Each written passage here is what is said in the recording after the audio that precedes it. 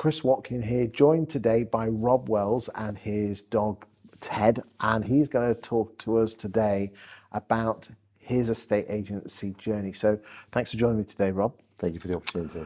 Rob, you're in your early 40s. Did you fall into estate agency when you were 18 like the rest of us, or did you kind of do something else before?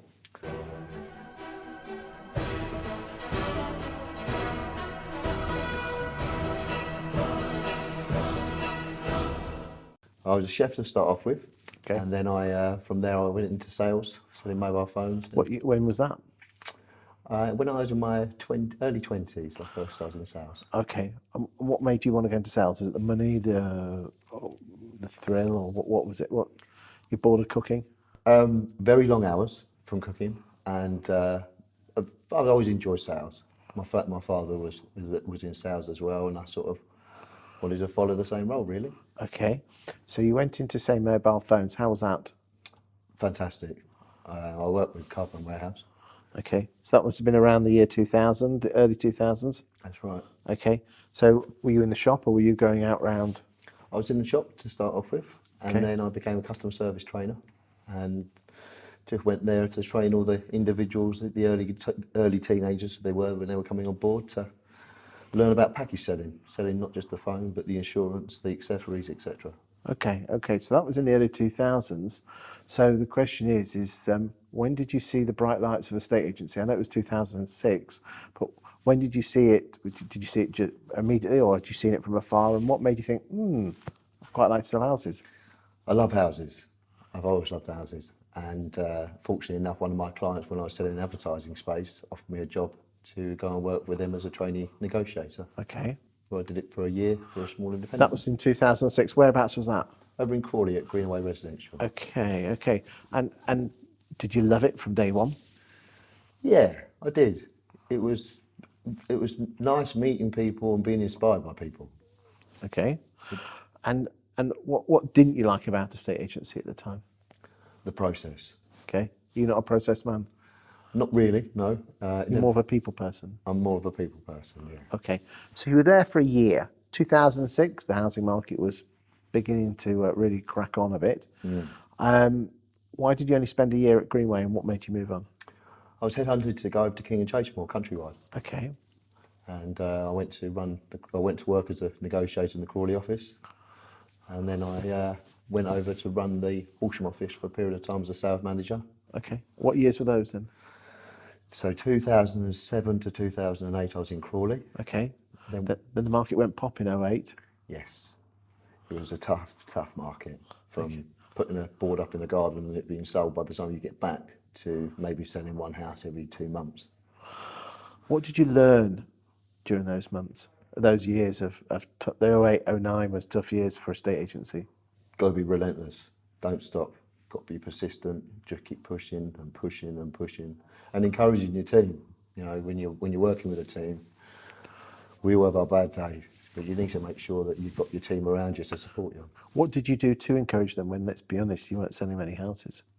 Door knocking, loved it. Okay. That came from selling frozen foods door to door. Just that confidence of leaning on the wall, having a chat with someone, not apologising for knocking on the door, just there to help them. That's quite rare in an estate agency, someone who actually likes door knocking. Yeah. Although you're a bit of a rare beast yourself, though, aren't you? I like to think so, yeah. Okay, they broke the mould when they made you, didn't they? That's- So you're at King and Chastemore in 08, 09. How did your career progress in 10 and 11?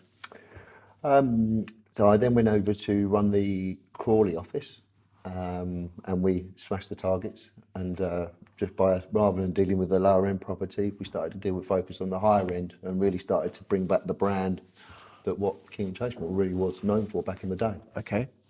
And what did you like about it? Yeah, what did you do to try and get that upper end market? I just love selling the big houses. I do like selling the smaller houses as well, but I get inspired by people. I'm never one to get jealous, but I'm always envious of, if someone can afford that, how did they afford it, and how can I then get that goal? Okay. And again, was that through good old fashioned door knocking and business generation? Yeah. So that was in 11. What then happened to your career then? It just went from strength to strength. After 10 years of working within the corporates and running a number of offices through King and Chasemore, I went out on my own as well as independent property brokers. When was that? That was 8 years ago now. 8 years ago. So that's 2016? 2014. 14, yeah. So you set up your own estate agency in 2014. Yeah.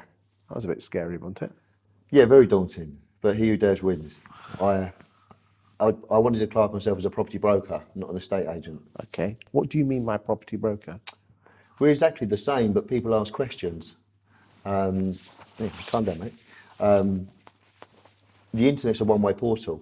So when you're up on Google and someone says, what does a property broker do? It just sets us slightly different to an estate agent, although we're sort of doing the same role anyway. Okay. So how did that go, setting up your own business?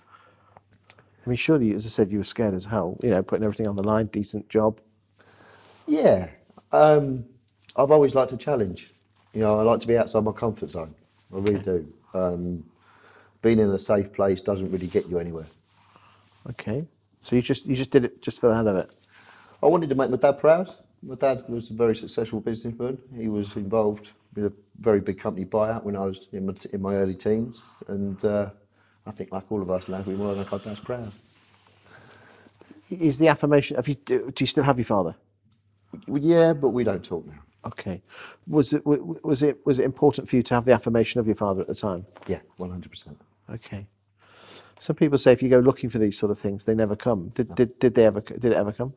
Did through lockdown, funny enough. Okay. But I think the way you have to look at it was I wanted to make my dad proud, but ultimately I needed him with me to do it. And I think by building that relationship through business, because he was a businessman, that was the only way I could do it. What did you learn from him? Be firm, but be fair. Okay. So, this was 2014. Rob Wells Independent Estate Agents, Property Brokers. How did 16, 17, 18 go? First few years were always was a challenge because you're a new brand. People wanted to go to the well-known brands to start off with. Fortunately, I've been living in Horsham for 40 years. A lot of people knew who I was, 35 years back then. And I had a pretty good reputation, I like to think, so people used me. Okay. So you set up your agency in 2014. It was going really well, but I'm led to believe a couple of years later you were having a bit of a rocky patch in 16, 17. What happened there? Costs of running the business and taking so long for exchanges to happen. Okay. I had to then get a secondary job, actually a third job at some stages. Used my chefing skills to start doing outside catering and doing dinner parties at people's houses to bring a bit of money in, to pay the bills. And then I just started working as a partnership with different agents, local ones that I used to work with who went out on their own as well. And then in 2019, it really started to went bang. We went really well. We started to sell a lot of houses again. What did you learn by, normally after a couple of years you should be flying. Why do you think in hindsight it was tough? I was lonely. I was working on my own and I didn't have a team around me. And my ADHD really did kick in because organisation and dyslexia formed part of the ADHD and the mental health. So I was all right talking to people, but putting pen to paper was always very much a challenge. Do you think in hindsight those, I don't want to use the word disabilities, but those things that are Rob Wells, the fact that you have ADHD, not held you back, but basically affected the way you ran your business? Yeah, ADHD is my attention to paperwork is nowhere near as excited about making a deal happen. Okay, but that's most estate agents. You turbo? I was turbo. Do you think in hindsight, if you had your time again, you might have got like an assistant or something just to backfill your weaknesses? Yeah, that was my... Were you self-aware at that time that you were shit at that? I was always terrible at paperwork. Okay. Any employer will tell you that even when it was doing the mileage and my allowances and bits and pieces, they were never on time. Yet my phone bill would be through the roof because I'd be talking on the phone all the time. And, that really did affect your life though, didn't it? Having to take not only 2 jobs, but 3 jobs. But what turned it around that all of a sudden in 2019 things clicked and you did start to sell? What changed then? It's almost like it was really shit and then really good. So back when I was in Crawley, we used to all drink at the Jar Jar Bar on a Friday night, back in the day when we all went for a pint. And I was good friends with James Gordon at Power Bespoke. And they used to ask me on the odd occasion if I would sell a couple of properties for them at Power Bespoke. And I was about to jack it all in, and James said to me, why don't I go and work with him for a period of time? Okay. So I had a meeting with Perry, and things went literally from strength to strength. It was just having one person believe in you, knowing that you were good at your job, just accelerated me. So what was the relationship between you and James in terms of business then? I don't want to know percentages, but did you go? Was your job to put the house on the market, and then they sort all out the admin crap in the background? That's it. So I was the front man for Wales Independent Property Brokers, and we were partner with Power Bespoke, and they would do all the paperwork for me. And in return, they got a percentage of the fee. Absolutely. So 2019 was flying. 2019 Was it one of the best years of your life? Do you think? I would say 2019, 2020 were definitely the best years. I was making significant money, a lot of money, but spending a lot as well. Okay. What were you spending on? For alcohol, Yep. holidays, drugs. It just went down a dark hole after a period of time. What the success? You knew what your weaknesses were. Yeah, You went into partnership with someone who filled those weaknesses. You were doing really well, but by doing well, other demons came in. yeah. Other demons came in. I'll be brutally honest with you, Chris. I fell in love with someone. It didn't work out for a number of different reasons. And through lockdown, not having that bounce back and having the banter anymore, things just went to pot. Were you going down that dark? Were you, with the alcohol and the drugs? Were you going down that hole before COVID hit? The first time round, I had an overdose on Boxing Day 2019. So that's just about 2 months before COVID hit. Yeah, Okay, but things are going really well in the business. yeah. But it's just that you went to excess.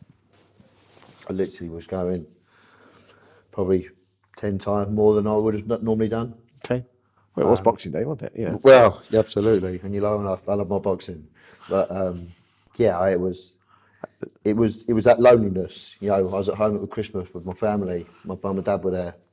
My sisters were there with their partners, and I was there with my dog. Not this one, but I felt lonely, and that's what this job does do to you sometimes, because you are that human punch bag. Do you feel that as estate agents, it is a huge emotional roller coaster? I mean, does it really fuck you up when you lose a listing, like a knife? It does most agents. I don't really lose that many, if I'm honest, because I don't shut up. That's why. I think they signed a contract just to get me out. Okay, but how do you feel when you do lose something? I asked the question why, and Because that's normally most estate agents. It's all about, if they lose, it's end of the world. If they get it, great. And there's an imbalance between the emotion of losing versus the emotion of gaining, which I've always found strange. Although I used to be an agent myself, so I know what it's like. sure. It sounds like to me that you're a slightly different beast. I just like to understand. I'm an overthinker, Okay. and the rejection is one of the worst things you can get in my world, and So you still don't like the rejection? no, I Yeah, can't. but it sounds like you're being quite scientific with working out what the rejection was. It's where I need to focus my attention on what I need to do. Okay. But did you take that rejection personally? Or did you beat yourself up, or did you say, actually, I could have done better and I'm going to do better on the next one?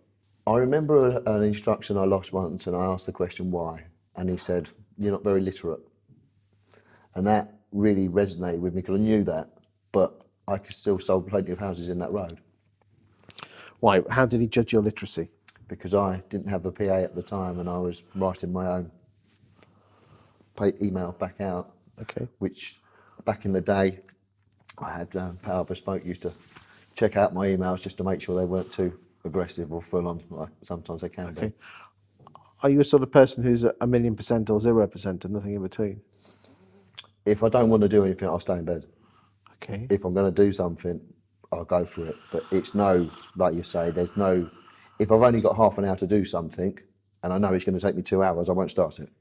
Okay.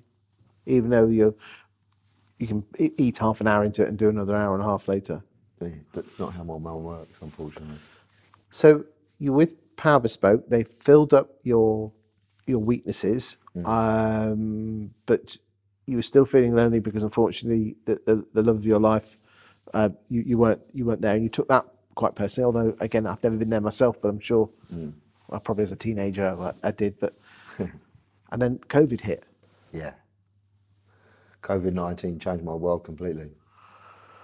Because would it be fair to say that your estate agency was almost like, because of the condition you have, you need to be out there with people, talking to people, being the Rob Wells we know and love? Yeah.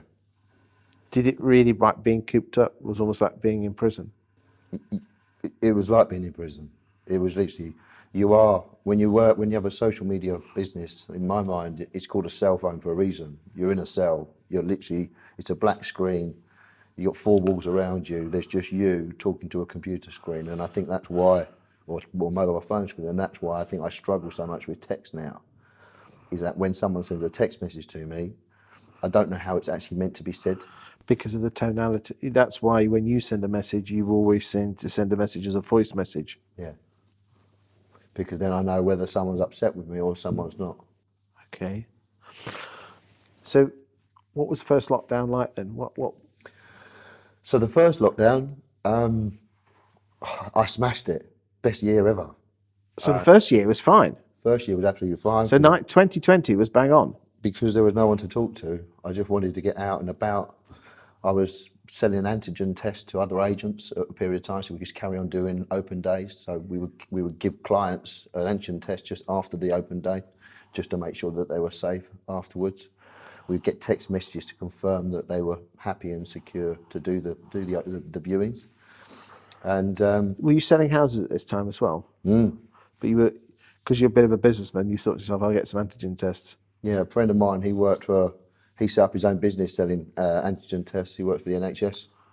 And I jumped on board. Luke Sinclair actually bought some off me as well, who you know. And a couple of other agents did as well. And it was just a case of trying to keep everyone safe, but keep the housing market going, because we needed to. There's so much money that comes in off the housing market. It's not just...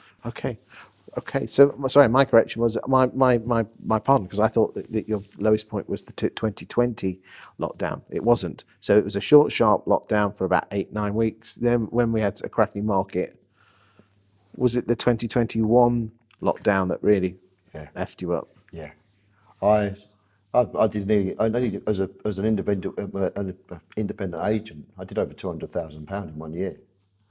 That's the best year I've ever had.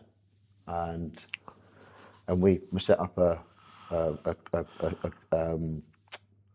land and new homes department, which was handy. We also set up through being in lockdown, I set up a company, Crew2View, to help people who were furloughed, along with my company, COVID4, which was creating opportunity virtually for independent dreams. Okay. But what happened in 2021 that was different then? My partnership broke up with Power Bespoke. I'd invested a lot of money into my business, and they were friends of mine that I gave a job to, because they all got furloughed. Some were in the aviation, some were in hospitality. They didn't have any work whatsoever, and I was earning such good money in the year before. I thought, well, if I give 10% of my fee away for them to come in and do some work with me, or if they refer me properties, rather than going down the likes of some of these typical online estate agent, which is where they have to do the whole job, or list your house and get £1,000 or pay £1,000, because my fees were between £10,000 and £20,000 at times. I could afford to give £1,000 or £2,000 out of my fee to the person that referred the property. Okay. And that was their sideline money as a self-employed referring agent. Yeah. That didn't go well? It started to, but then, unfortunately, you can put the wrong people into a business. Okay. Is it wise to bring your friends into business with you? I think you can't put everyone under the same umbrella. I think there's an 80-20 rule. I think you've got to work out who fits into your community and understands you. But I think also people don't understand what it's like to set up a business. They don't understand what the first 5-6 years is like, the pain that goes in before you can start paying people money for coming in to work for you. But you said they were self-employed. What were they expecting payment even though they didn't do any work then? Well, I'm a kind guy, so I gave them a little retainer to start off with, just Okay. £1,000 a month for some. And so I had a PA at this time because we weren't able to go into the office, into the hub. So I recruited a friend, and actually she was very good, very good. We then employed some more people, or recruited some more, and we set up this platform that they come on board. We had a top 5, as it were, and they would all earn 10% of their fees. And then if they then brought people on, they would then get a further 3% of what they were earning, a bit like the model that you have with EXP. So we set it up that way. One of the recruits that we had, she was the front line, as it were, and she was there to just bring in more and more people, and hopefully we'd end up with sort of 50, 60, even 100 staff. And this was in 2021? But it didn't work out? No. Why? An individual started talking about the bank account details to another member of staff, and I asked him once to stop talking about it, and did it again, and I had to ask her to leave. When she left, I sent a very good email to her, well, I thought it was, to say she was very good at the job, and maybe it was worth speaking to her friend who was an agent up in London, or maybe speaking to Perry, because I just needed a break. I was broken, literally broken. But unfortunately, the email was misconstrued out to the rest of the staff, and the rest of them left with her. So I had to start rebuilding again. When was this? What month in 2021 was this? This was going back, this is into May, June. Okay. Just as lockdown was coming out? Started to take some more property on again, or land, Okay. and then ended up in the Priory for a week. Was that just excess of alcohol and drugs? Due to a breakdown. I was absolutely exhausted. I'd start work at 4 o'clock each morning. I'd then finish at 11 o'clock, 12 o'clock most nights. I was setting companies up. Because I was smoking so much, it just opened my mind. And it just, every time I had a remarkable, I just wrote down a new business idea. And I thought, right, how can I start spending money on this one? And then I bought out another company, and then another company. And then I bought out Sabanic as well. Do you suffer from shiny object syndrome? I used to. I used to have to have all the latest gadgets and gizmos. Okay. What did having the week at the Priory teach you? Was that the lowest point? Yeah, 100%. You're stripped of everything. You got no contact with the outside world.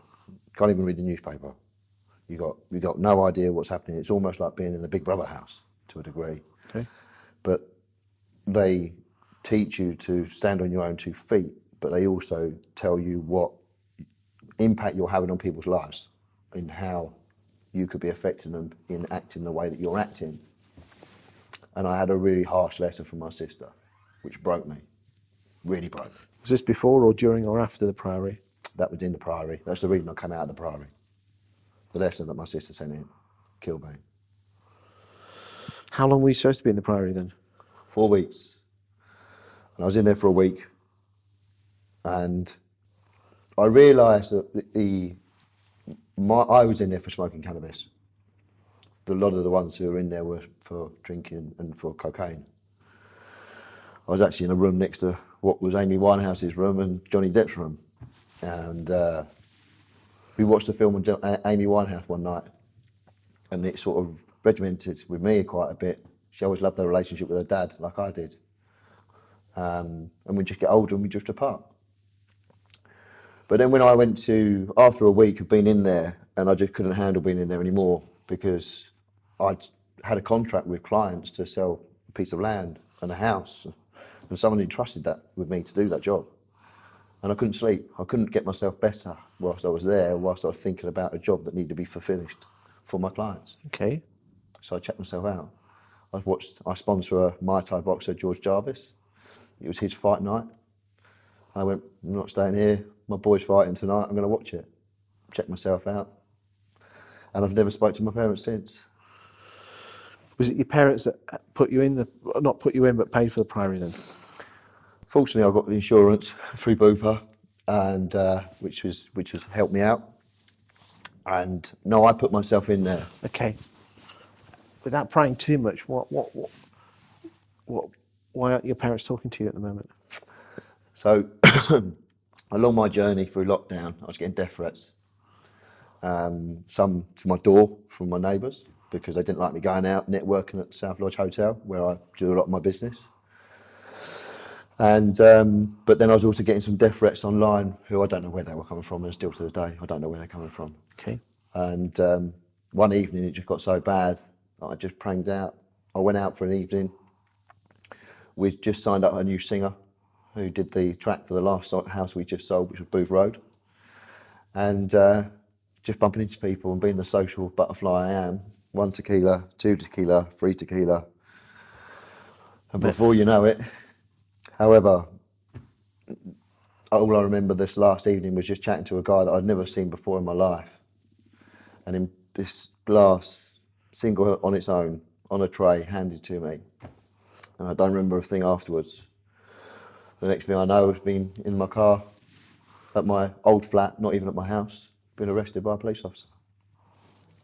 And at that point, I realised there was a problem. Arrested for what? Drink driving. But I don't know whether I was drugged or not. Okay. What happened then? Lowest of my lows. Sitting in a police cell, picking off the paint at the bottom, trying to cut my wrists. It was just a dark place. Never in my life would I ever think I'd be arrested. I was not just in a cell at home, I was then actually in a physical cell. Okay. What month was this? This must have been just before I was due to come and see you. Last time. Which was? October, I think it was. October 21. Yeah. September, October, yeah. Okay. You're obviously in a better place now. What did you do? You'd hit the bottom. Mm-hmm. What did you do to bring yourself back up? Get back out there. Get back on the horse. Okay. And I moved back home for a period of time. Okay. So you were still talking to your parents then? No. They we had a fallout because they took my dogs away from me. I mean, these dogs are very important to you. We know my that. Dogs are my world. With ADHD, everything's backwards. Like, my God is my dogs. You spell God backwards, it's a dog. And this is one of the youngest. I've got Bear, who's the dad. Mia's the mum. I've got baby Bear, Ted. I've got Polar, bipolar, because she went. That's like me, I guess, to all right. And I've got another 2 now. Oh, no, sorry, another 3. Yogi, Koala, and another Polar. Okay. So they're all my bears. So you moved back home, but your parents weren't talking to you? No. I mean, you got to admit, at least they gave you some shelter. I moved back to my home. Oh, your home, sorry. My home, yeah. But they were meant to be looking after my dogs, but they put them into foster care while I was in the Priory. Hence the reason why Mia got pregnant again. But you got some beautiful puppies from it, so. I got some amazing puppies. It's amazing what chat-up lines you can have when you're staying in a hotel saying, "Do you want to come back to my hotel room and see my puppies?" Literally. How do you hope to make things up with your parents? I'd love to.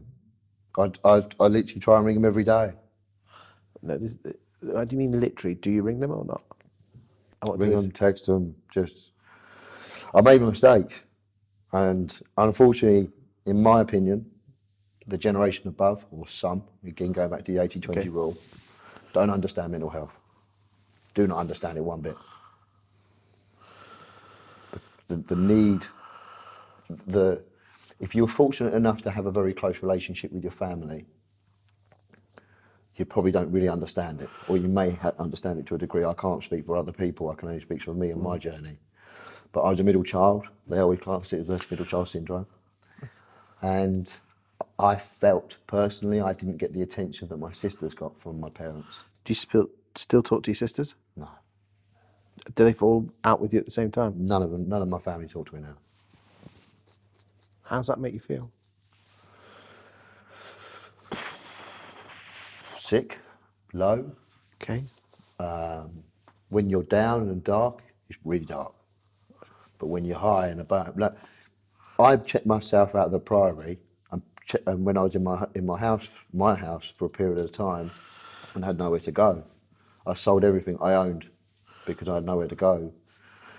Because of having a business and not having the best credit rating, I wasn't able to go and get a deposit on a property, so I had to go and check myself into a hotel, which was the spa that I used to work at, or the health club I used to work at South Lodge, where I do a lot of business, and I network with people who've got £1 million houses, £2 million houses, and that's why I always got the high-end clients.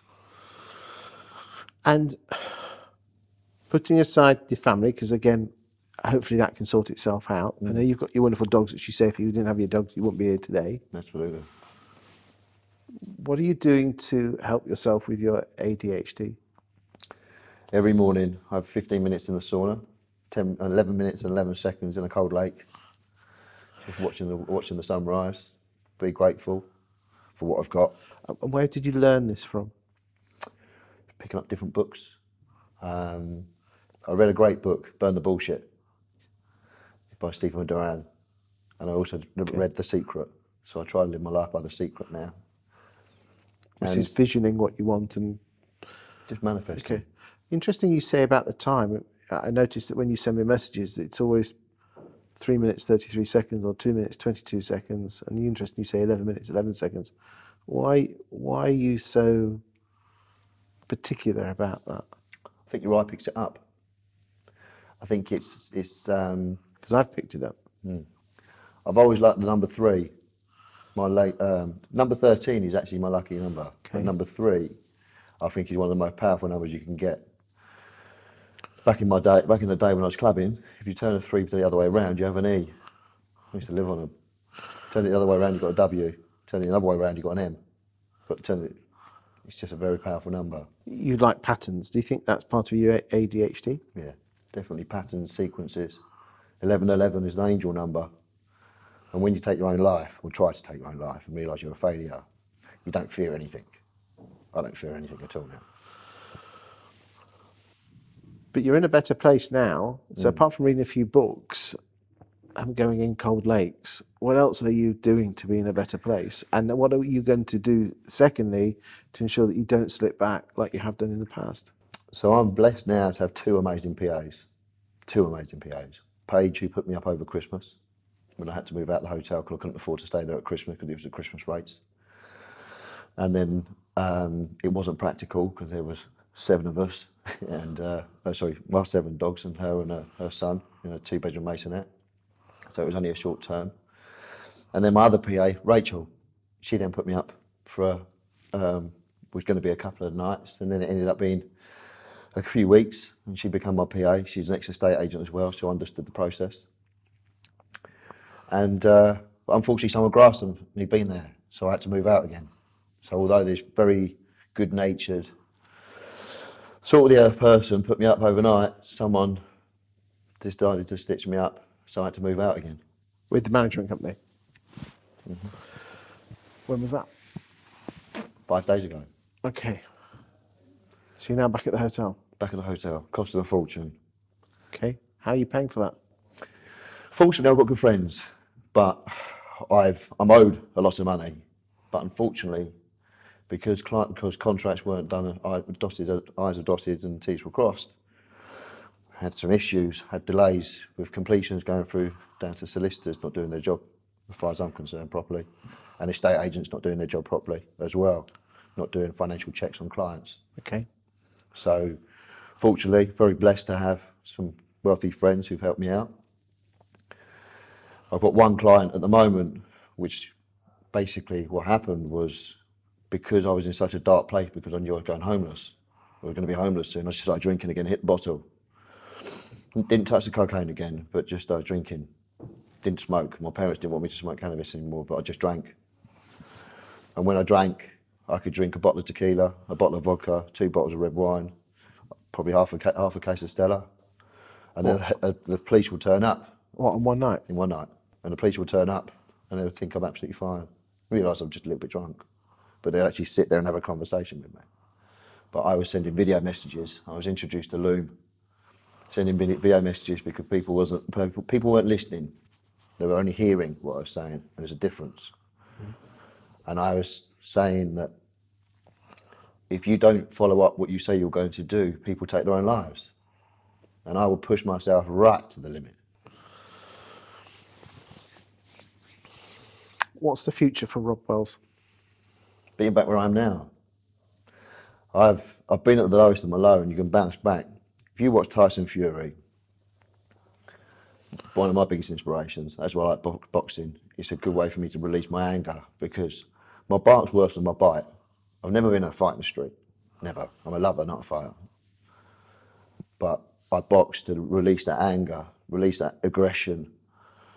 You're a human punch bag during the day. And I was saying earlier, people think it's so easy to sell a house. We don't sell houses. We've never sold a house. I've never sold a house in my life.